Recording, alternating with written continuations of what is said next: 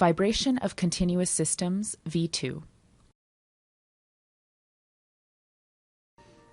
Objectives and experimental procedure. Objectives. The objectives of this experiment are determining the first three transverse natural frequencies and mode shapes of a given continuous system using both experimental and theoretical techniques. Comparing the experimental and theoretical results. Preliminary calculations. Before starting the experiment, perform the following preliminary calculations. First, obtain the first three theoretical natural frequencies. Then, obtain the first three theoretical normalized mode shapes. Students can use any commercially available software like MATLAB, Mathematica, Excel, etc. to perform these calculations. The student will theoretically calculate natural frequencies and the mode shapes to be compared later with the experimental results.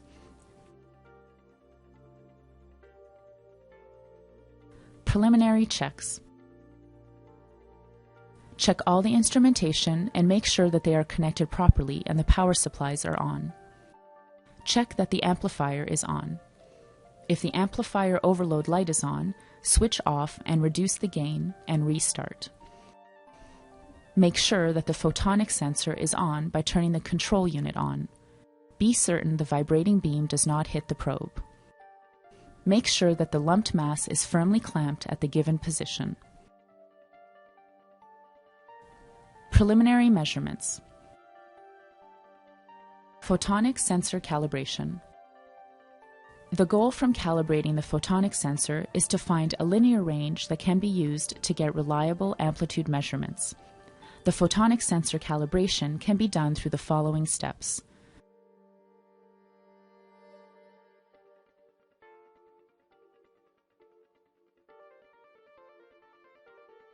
Turn off the system and turn on the photonic sensor and the oscilloscope.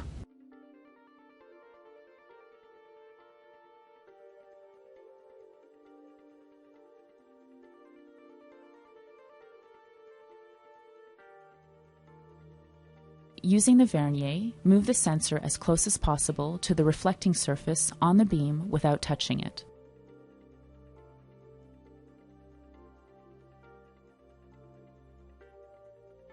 On the oscilloscope, press the coupling button. Bring the voltage option to DC 1 ohm and make sure that the probe attenuation option indicates X1 mode. Press on the cursor measure and then use the absolute option for measuring the signal. When using the absolute option, only one line appears to measure the signal.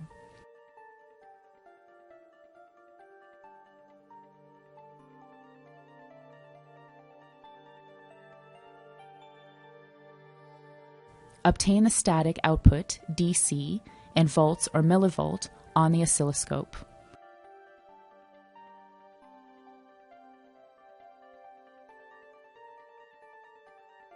If you cannot see the signal on the screen, use the Find button to bring the signal to the center of the screen.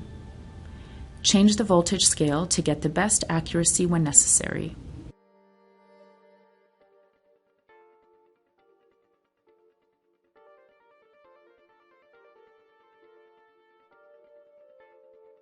Repeat measuring the signal after displacing the photonic sensor by 0.01 inches each time in the range between 0 and 0.25 inches.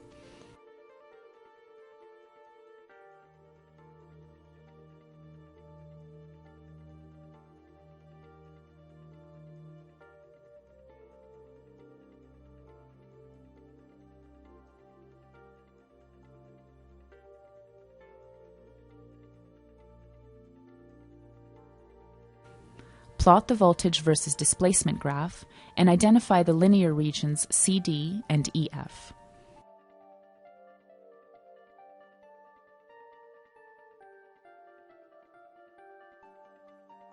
Operate the sensor in the middle of appropriate linear range for the rest of the experiment.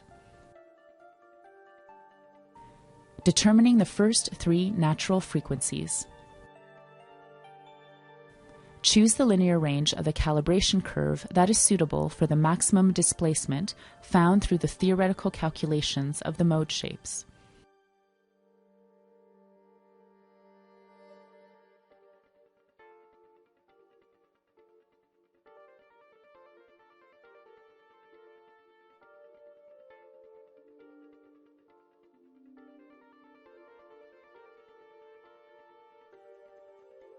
Follow these steps to set the oscilloscope for vibration mode measurements. Press the coupling button. Bring the voltage to AC option and make sure that the probe attenuation option indicates X1 mode. Press the cursor measure button and then use the relative option to measure the signal.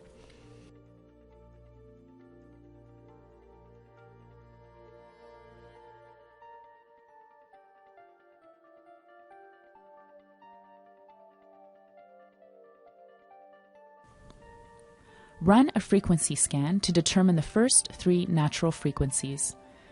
To perform this step, use the theoretical preliminary calculations of each natural frequency to indicate the appropriate position for the sensor depending on the frequency desired. This position is the location on the beam where we expected the maximum theoretical amplitude. The frequency scan should be performed for each natural frequency. The frequency scan should be within a range of 25 Hz below and above the calculated natural frequency value. Start the scan with the lowest frequency value and measure the amplitude signal.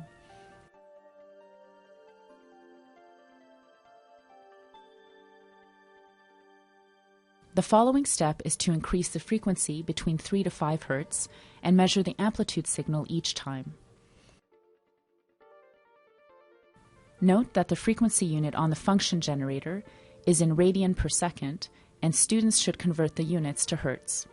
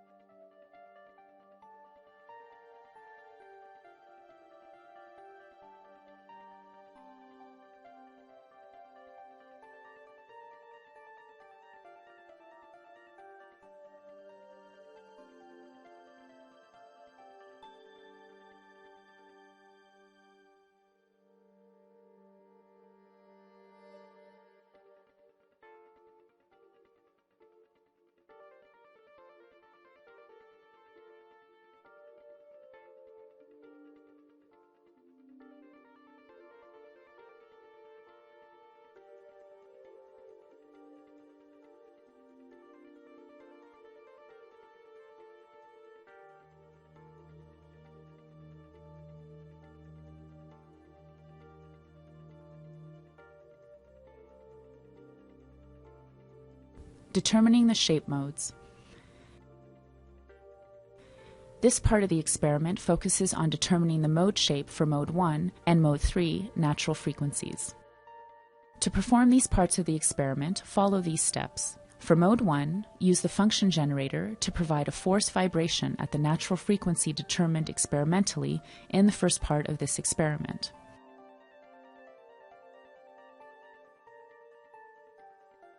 Perform a full amplitude scan along the beam. Use an increment of 1 centimeter and measure the amplitude in millivolt using the oscilloscope.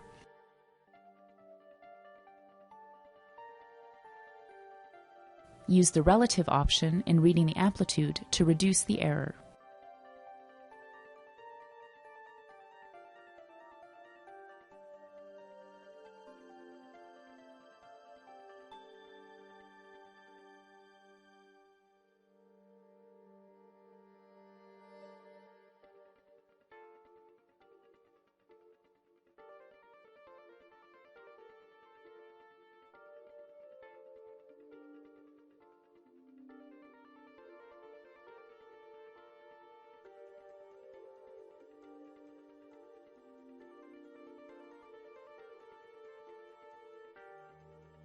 Repeat the previous steps for mode 3 by providing a force vibration at the natural frequency determined experimentally in the first part of this experiment.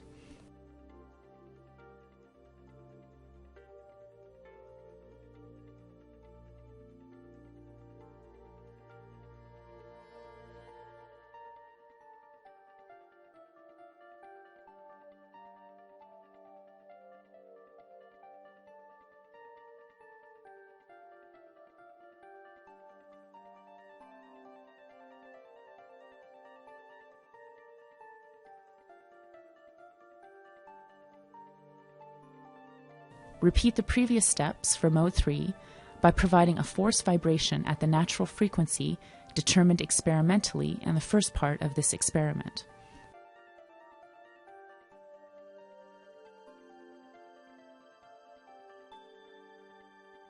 To compare the experimental and theoretical results, we need to normalize all the measured and theoretical values. This can be done by dividing these values by the maximum value.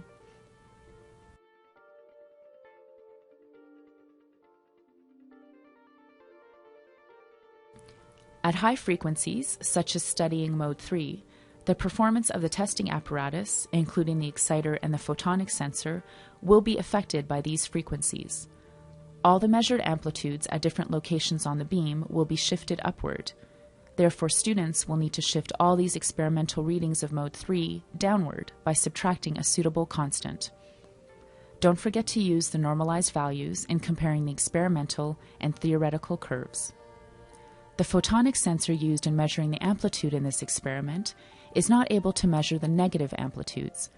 Therefore, the expected negative amplitudes at the middle zone of mode 3 will be shown on the curve as positive amplitudes. When plotting mode 3 graphs, these values should be converted manually by the student to show negative values. Don't forget to use the normalized values in comparing the experimental and theoretical curves.